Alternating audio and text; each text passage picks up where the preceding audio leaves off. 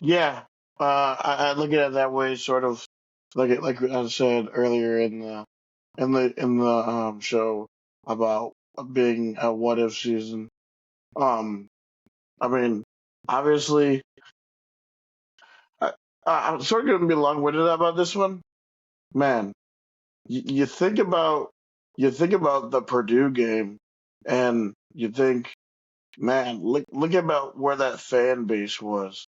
Like we literally at that weekend, we literally just lost Matt Campbell, and we didn't know where the football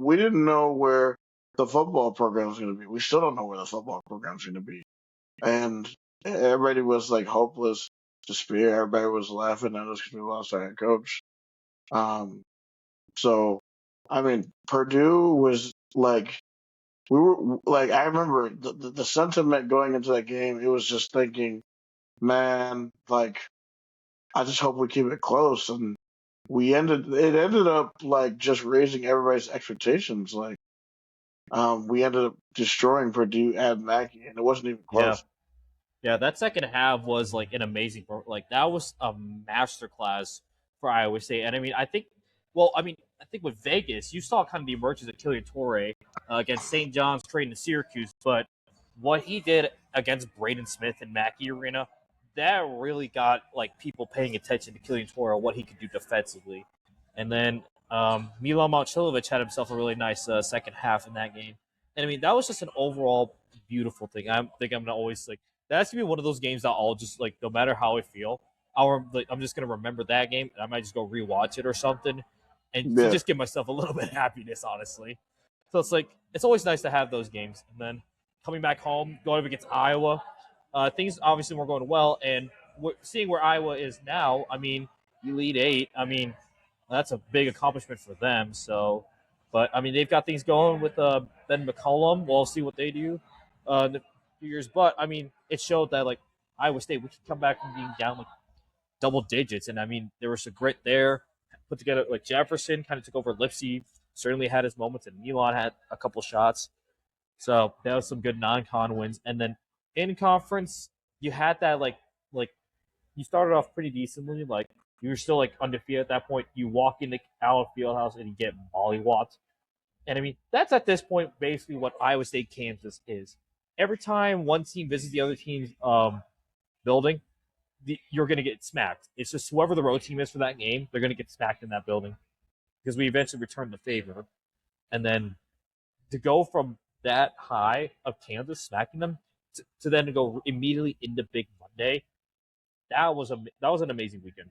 That was an amazing weekend for Iowa State fans and for Iowa the team because I mean that's to me the Nate Heise legacy is just his perfect game against Houston and especially that corner three no dip three.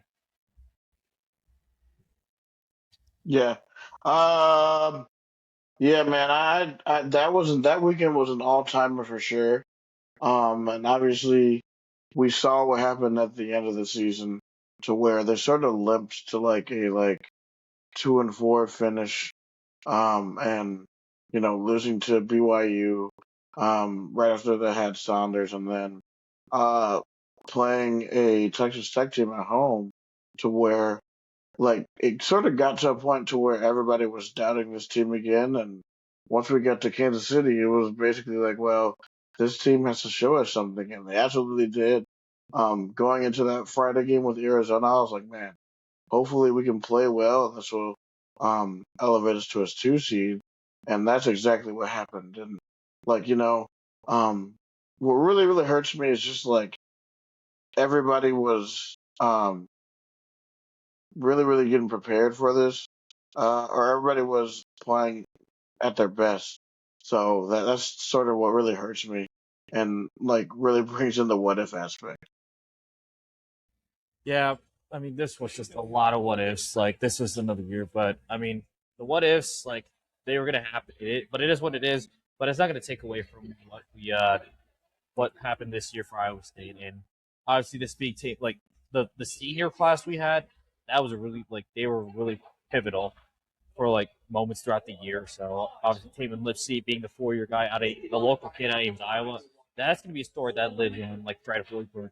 Jefferson definitely is going to have like his like name heralded as like one of the better like known Cyclones. Nate Heise, he's got an underrated legacy just for what he did his 2 years in Ames.